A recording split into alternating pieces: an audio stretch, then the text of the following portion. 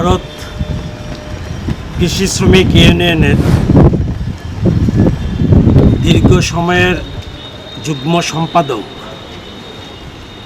Comrade Sunit Chopra গত বছর অর্থাৎ 2023 সালে 4 এপ্রিল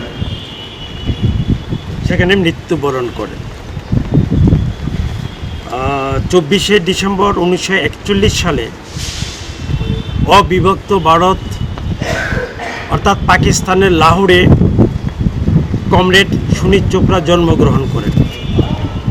পড়াশোনা দিল্লি মডার্ন স্কুলে, তারপরে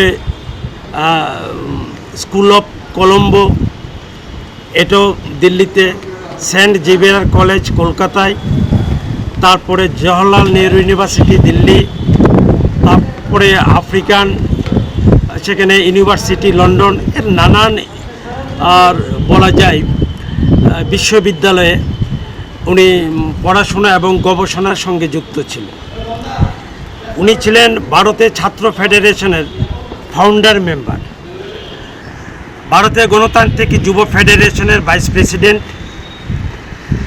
বলা যেতে পারে ফাউন্ডার ট্রেজারারের দায়িত্ব পালন করেছিলেন ভারতের গণতান্ত্রিক যুব।